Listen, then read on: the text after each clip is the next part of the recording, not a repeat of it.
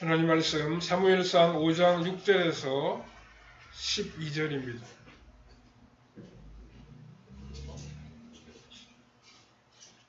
구약성경 415면쯤에 있습니다. 사무엘상 5장 6절에서 12절입니다.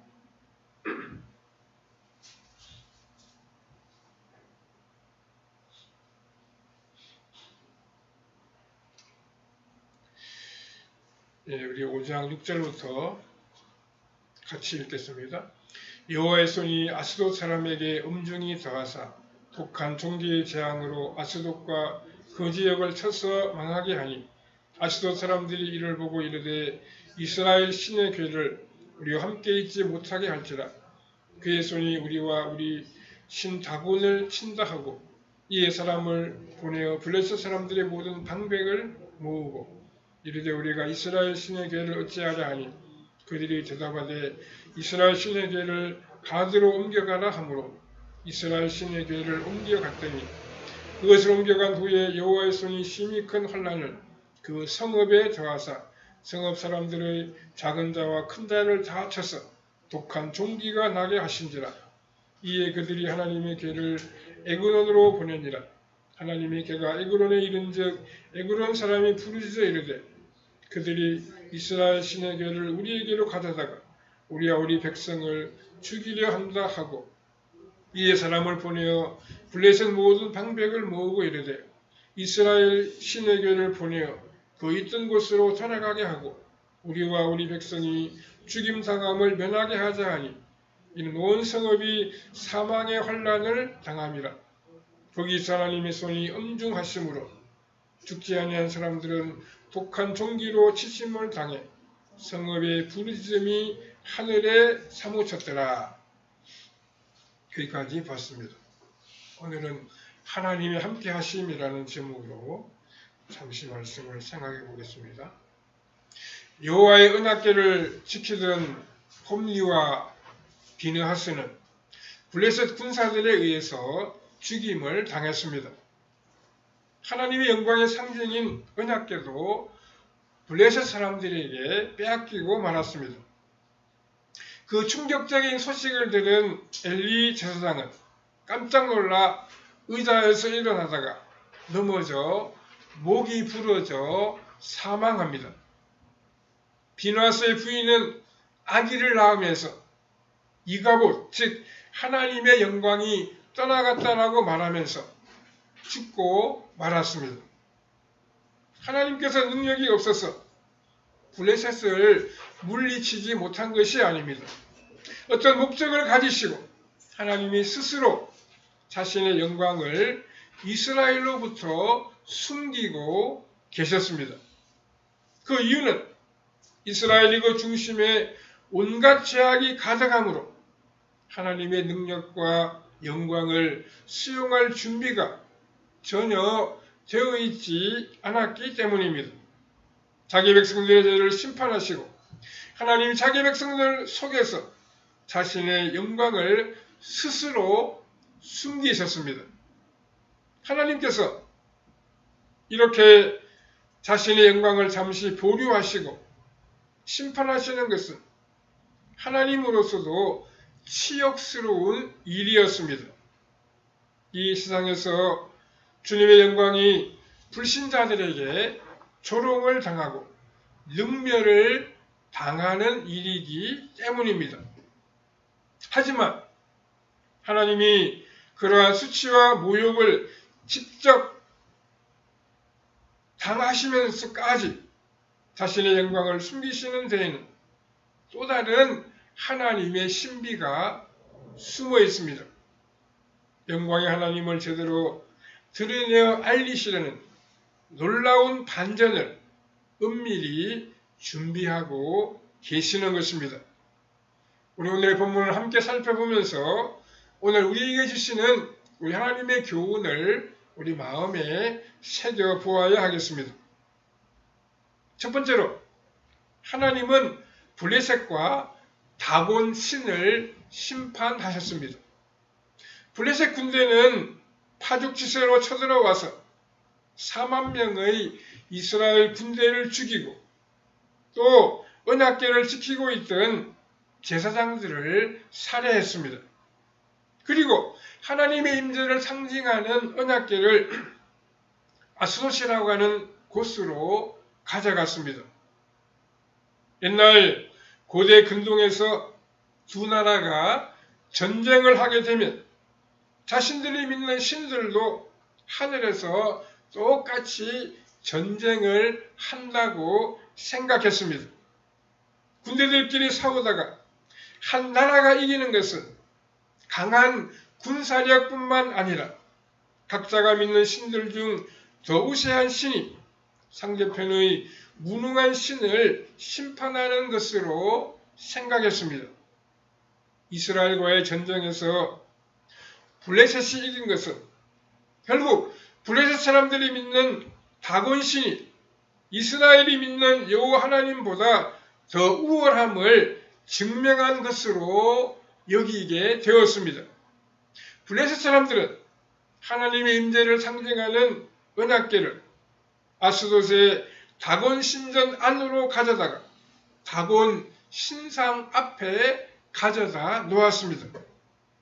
당시 아스돗이라고 하는 곳은 해안 도시로서 토양이 아주 비옥하고 해상 무역도 활발하여 블레셋의 다른 도시보다 더 번성하고 사람들도 많이 거주하는 곳이었습니다. 블레셋 사람들은 이 신전에 언약궤를 가져다 놓음으로 이스라엘의 하나님은 다곤신의 능력과 권세 앞에서 참으로 무능한 존재임을 온 세상에 알리려고 했습니다. 다음날 아침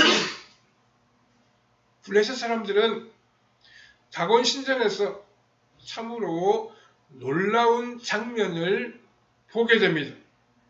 다곤 신상이 여호와의 궤 앞에서 엎드러져 그 얼굴을 땅에 납작 엎드리고 있었기 때문입니다. 마치 이 세상의 진정한 왕 중의 왕은 다곤이 아니라 언약궤의 주인이신 여호와 하나님이심을 인정하기라도 하듯이 말입니다. 다곤 신상이 언약궤 앞에 엎드려 있는 이 현상은 하늘에서 여호와 하나님께서 다곤 신과 비교할 수 없는 능력과 영광으로 다곤 신을 징벌하신 영적인 의미가 있습니다. 이 엄청난 진리가 그들 앞에 분명하게 드러났음에도 불구하고 이들은 심각하게 고민하지를 아니했습니다. 블레셋 사람들은 다곤 신상이 언약궤 앞에 납작 엎드려져 있는 것을 보고서는 다곤 신을 다시 원 위치에 똑바로 세워두었습니다. 이들은 영적인 현상의 배후를 애써 외면하고 다곤 신상을 원래의 위치에다 가져다 놓은 것입니다. 이렇게 한 것은 자신들의 잘못을 인정하기가 싫었기 때문입니다. 그동안 자신들이 믿어온 다곤 신은 무능한 신이며 겨우 나무나 돌에 불과하다는 이 분명한 사실을 인정하기 싫어했습니다. 또 자신들에게 여호와 하나님에 대한 올바른 믿음이 없음을 인정하기도 싫어했던 것입니다. 다음날 아침 이번에는 다곤 신의 머리와 두 손목마저 절단되어 멀리 문지방까지 나동거려져 있었습니다. 여호와 하나님께서 나무와 돌로 된 다곤 신의 머리를 절단하신 이유는 나무와 돌로 만든 다곤 신의 머리는 어떤 생각이나 계획이 없음을 분명하게 밝히시기 위함이었습니다. 또 두 손목을 절단하신 이유는 다곤 신은 아무런 능력이 없음을 보여주기 위해서였습니다. 오늘 우리가 하나님으로부터 크고 신령한 복을 받은 것은 우리 하나님의 은혜 때문입니다. 즉 하나님은 참으로 거룩하시지만 우리가 그 앞에 제대로 설 수조차 없는 죄인이라고 하는 사실을 심판대 앞에 서기 전에 미리 깨달았기 때문입니다. 그 은혜로 말미암아 우리 심령이 주님을 향한 경건한 두려움으로 신앙생활을 감당할 수 있는 은혜의 힘을 얻게 됩니다. 하나님은 아무도 없는 한밤중에 다곤 신상의 목과 팔 다리를 부러뜨리는 은밀한 방식으로 자신의 능력을 계시하셨습니다. 하나님의 심판의 능력을 자기 삶 속에서 직접 경험하는 모습을 절대 부끄러워하지 말아야 합니다. 다른 사람의 인생에 나타난 하나님의 저주와 그 심판을 통해서 우리가 간접적으로 경고를 받고 타산지석의 교훈을 받는 것이 얼마나 감사하고 복된 일인가 하는 것을 생각해 보아야 합니다.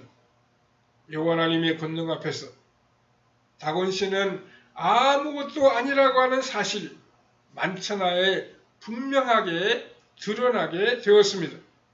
그럼에도 불구하고 블레셋 사람들은 여호와 하나님 앞에서 그분의 주권을 인정하고 참 하나님으로 섬기지를 아니했습니다. 이들은 하나님에 대한 올바른 지식도 없고 하나님에 대한 바른 순종의 반응 또한 나타내지를 못했습니다. 두 번째로 하나님은 독종으로 심판하셨습니다. 6절 이하에서 하나님께서 아스돗 사람들에게 독한 종기의 재앙을 보내셨습니다. 하나님의 주권을 인정하지 않은 사람들의 불신앙과 피역함과 교만함을 심판하셨습니다. 그제서야 블레셋 사람들은 자신들이 받는 고통이 범상치 않은 의미가 있음을 깨달았습니다. 이것은 자연재해도 아니고 다곤신이 내리는 형벌도 아니고 저 은약궤 때문임을 알게 되었습니다. 은약궤의 주인이신 이스라엘의 하나님 때문임을 깨닫게 되었습니다. 만일 이 은약궤를 계속 놓아두었다가는 한 사람도 살아나지 못하겠다는 엄청난 두려움과 공포를 느꼈습니다. 블레셋의 여러 부족의 장로들 전체가 대책을 고민했습니다. 이때 그 자리에 참석하지 않았던 다른 부족 사람들은 은약궤의 위력을 제대로 알지 못했습니다. 그저 아스돗에 사는 사람들만 이 은약궤가 보통 물건이 아니라고 하는 사실을 깨닫게 되었습니다. 전체 회의를 하면서 혹시 이 은약궤를 어느 부족이 가져갈지 물으니 가드 사람들이 나서서 가드로 옮겨가게 했습니다. 은약궤를 가드의 중앙 광장으로 옮겨갈 때 가드의 모든 사람들도 아스돗 사람들처럼 환호성을 지르고 자신들의 승리를 기뻐했습니다. 그렇게 승리를 기뻐하자 그날부터 그 가드에 사는 모든 사람에게 똑같은 독한 종기가 생겨나게 되었습니다. 그때서야 아스돗 사람들이 왜 은약궤를 자신들에게 또 넘겼는지를 알게 되었습니다. 이 은약궤가 보통 물건이 아니라 모두의 목숨을 심각한 지경에 빠뜨리는 하나님의 불덩어리 같은 물건임을 깨닫게 된 것입니다. 가드 사람들도 성급히 은약궤를 즉시 에그론으로 보내버리고 맙니다. 에그론은 블레셋과 이스라엘의 접경 지역에 있는 작은 도시입니다. 아마도 에그론은 블레셋의 여러 부족들 중에서 군사력이 약하거나 세력이 다소 약한 부족 집단일 가능성이 큽니다. 언약궤가 에그론으로 들어온다는 소문이 퍼지면서 에그론 사람들은 전혀 다른 반응을 보였습니다.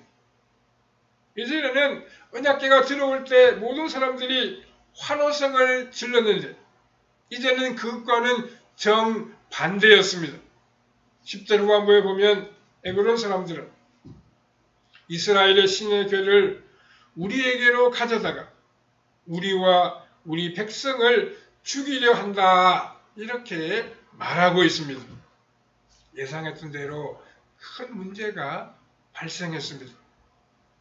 언약궤가 들어오자마자 여기에서도 온 도시 사람들에게 악한 종기가 나고 사람들이 죽어가는 심각한 문제가 일어났습니다.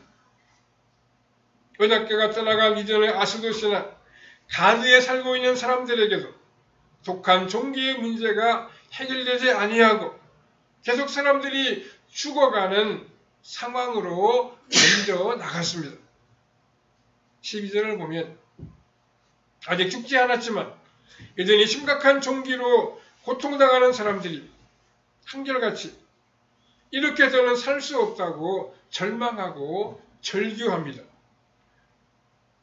블레셋의 모든 방백들이 다 함께 모여서 결국 이 언약궤를 본래 있던 이스라엘로 돌려보내서 우리와 우리 백성이 죽임을 당하는 일을 면하도록 하자라고 하는 결정을 내리게 되었습니다. 세 번째로 하나님은 사망 권세를 심판하십니다. 지금으로부터 약 3000년 전에 이스라엘 백성들이 블레셋과의 전쟁에서 여호와의 언약궤를 빼앗겼습니다. 언약궤의 주인이신 여호와 하나님은 블레셋의 아스돗과 가드와 에그론 사람들을 심한 독종으로 심판하셨습니다. 이 사건이 그 후로부터 약 3000년이 지난 오늘을 사는 우리에게 무엇을 교훈하고 있겠습니까? 첫 번째는 하나님의 백성들이 하나님을 만날 거룩한 성결의 준비가 제대로 되지 않았을 때 하나님께서는 친히 자신의 영광을 숨기시고 보류하시면서까지라도 이들을 훈련하시고 연단하신다는 사실입니다. 하나님이 우리의 죄 때문에 친히 자신의 영광과 권세를 잠깐 보류하시고 또 자기 백성들이 사망 권세에 집어삼키는 것을 허락하시는 이유는 우리를 연단하시기 위해서입니다. 이 교훈에 대해서는 이가봇의 심판을 통해 우리가 잘 살펴보았습니다. 그런데 하나님께서 이스라엘 가운데 자신의 영광을 숨기신 두 번째 이유가 있습니다. 그것은 우리 신자들로 하여금 하나님을 대적하도록 부추기는 사탄의 권세의 중심으로 들어가서 그 사탄의 권세를 근본적으로 무너뜨려 승리를 쟁취하는 여호와의 전쟁에 참여하도록 하기 위함입니다. 하나님의 언약궤가 블레셋의 다곤 신상을 무너뜨리고 또 블레셋 모든 사람들이 심한 독종으로 고통을 받게 하신 이 사건은 성경의 또 다른 사건과 아주 밀접하게 연결이 되어 있습니다. 바로 출애굽 이전에 하나님이 바로 왕과 그 백성들을 10가지의 재앙으로 심판하신 사건입니다. 이스라엘 백성들이 애굽 땅에서 바로의 권세 아래에서 심한 고통과 압제를 당하고 있을 때 하나님이 모세를 통해서 자기 백성들을 광야로 인도하도록 말씀하십니다. 모세는 하나님의 명령을 따라서 바로를 찾아가 하나님의 백성들이 광야에서 하나님을 섬기도록 모든 이스라엘 백성들을 내보내줄 것을 요청했습니다. 하지만 바로는 자신의 권력 기반이 무너지는 것을 용납할 수가 없어서 이 모세의 요청을 거절했습니다. 그래서 하나님께서 10가지 재앙으로 바로와 애굽 사람들 모두를 심판하셨습니다. 하나님께서 당시 바로와 애굽 사람들에게 온갖 독종과 재앙을 보내시는 이유는 애굽 사람들에게 악한 영향력을 행사하는 사탄의 권세를 심판하시기 위해서입니다. 9가지 재앙을 내렸음에도 불구하고 바로가 고집을 꺾지 않자 하나님께서 애굽의 첫 번째 태어난 모든 사람과 짐승의 목숨을 거두어 가셨습니다.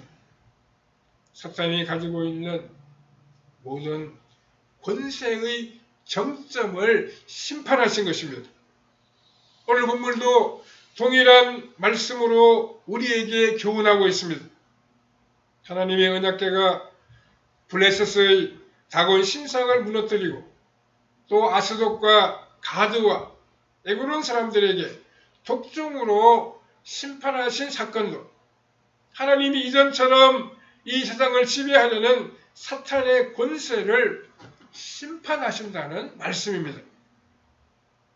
오늘 본문의 사건이 가나안 땅을 천지진동할 정도로 큰 충격을 줄 때 당시 여호와의 제사장이었던 사무엘은 두 눈으로 이 사건을 분명하게 목격했습니다. 그리고는 이 사건의 비밀을 다윗에게 가르쳐 주었습니다. 다윗은 사무엘로부터 배웠던 오늘 이 사건의 교훈을 시편 68편에서 다음과 같이 기록했습니다. 하나님이 일어나시니 원수들이 흩어지며 주를 미워하는 자들은 주 앞에서 도망하리이다. 이렇게 기록하고 있습니다. 하나님이 일어나신다는 것은 이스라엘 백성들과 제사장들이 언약궤를 전쟁터로 메어올 때 기도하던 기도문 형식입니다. 이렇게 이스라엘의 언약궤와 함께 하시는 하나님께서는 홀로 사탄의 진영으로 들어가셔서 그 사탄의 권세를 완전히 박멸하십니다. 다윗이 이 사건을 시편의 찬양으로 기록한 이유는 자기 인생도 그러한 여호와의 싸움에 부름을 받았음을 고백하기 위해서입니다. 나아가 자신뿐만 아니라 시편의 독자들인 성도들도 이미 여호와 니시 하나님께서 거두신 승리를 함께 누릴 것을 말씀하는 것입니다. 다윗은 후대의 성도들도 동일한 싸움의 초청을 받았음을 깨닫도록 하려고 자신의 경험을 시편에 기록으로 남겨 놓았습니다. 하나님의 언약궤가 블레셋으로 들어가서 그들을 심판한 사건의 마지막 세 번째 중요한 의미는 이 사건이 예수 그리스도의 십자가의 모든 고통과 저주를 당한 사건을 예표한다는 사실입니다.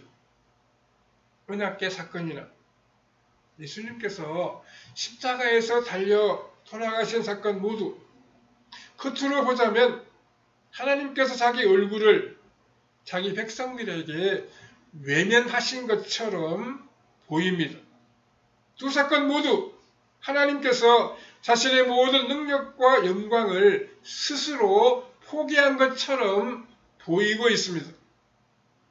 그러나 그 이유는 우리의 죄악을 하나님이 대신 담당하시고 대속해 주시기 위함입니다. 언약궤가 빼앗긴 것은 하나님이 이스라엘의 죄악을 친히 감당하신 것입니다. 그 죄악의 저주를 하나님이 대신 담당하셨습니다. 이와 같이 예수님이 친히 십자가에 달리신 것은 우리가 당해야 할 죄악의 저주를 예수님께서 다 맡아주시기 위해서였습니다. 그런데 언약궤가 빼앗기고 예수님이 십자가에 달려 죽으시면 모든 사건이 다 끝나버리는 것이 아닙니다. 우리 예수님께서는 하나님의 능력으로 사망의 권세를 다 물리치시고 그 증거로 죽으신 지 사흘 만에 사망 권세를 깨고 부활하셨습니다. 본문의 사건은 예수 그리스도의 사건을 미리 예표하고 있습니다. 즉 여호와의 언약궤가 다가온 신상을 무너뜨리고 블레셋 사람들을 독종으로 심판하신 이 사건은 예수 그리스도께서 십자가에서 죽으시고 그 사망 권세를 깨고 부활하신 사건을 예표하고 있습니다. 주님은 십자가에서 죽으시고 부활하시고 승천하셔서 성령 하나님을 이 땅에 보내주심으로 이 세상에 오신 목적을 다 완수하셨습니다. 이러한 우리 주님의 은혜 때문에 우리는 성령님의 은혜와 능력을 입고 살아가는 놀라운 복을 누리게 되었습니다. 우리는 우리가 하나님의 성전인 것과 하나님의 성령이 우리와 함께 하시는 것을 믿고 항상 주님을 모시고 살아가야 합니다. 우리가 이 땅을 혼자 사는 것이 아닙니다. 우리 혼자 고민하고 걱정할 것이 아닙니다. 우리와 함께 계신 하나님이 우리 곁에 계심을 잊지 말아야 됩니다. 하나님의 영이신 성령님이 우리를 도우시고 우리의 능력 주시고 은혜 베푸심을 기억하고 우리는 살아가야 합니다. 하나님의 거룩하심과 같이 하나님의 말씀으로 스스로 거룩하게 되고 하나님의 영광을 나타내며 살아가는 성도님들의 삶이 다 되시기를 바랍니다. 거룩하시고 은혜로우신 하나님 감사합니다. 하나님께서 능력으로 다가온 신상을 징벌하시고 블레셋 사람들에게 징벌하신 사건을 우리가 함께 생각해 보았습니다. 우리가 이 땅을 살아가는 것이 우리 혼자 사는 것이 아니고 하나님 우리와 함께 계시며 우리를 돕고 계시며 성령 하나님이 우리의 발걸음을 인도하신다는 사실을 기억하고 믿음으로 아름답고 담대하게 나아가는 우리의 발걸음이 되게 하여 주시옵소서. 우리가 하나님의 성전이 된 것을 기억하게 하여 주옵소서. 하나님의 성령이 우리와 함께 계시고 우리를 돕고 계심을 잊지 않고 믿음으로 담대하게 나아가는 우리의 신앙생활이 다 되게 하여 주시옵소서. 그래서 늘 믿음으로 승리하고 하나님을 찬양하는 우리의 발걸음이 되게 해주시기를 원하옵고 예수님의 거룩하신 이름으로 기도하옵나이다. 아멘. 찬송가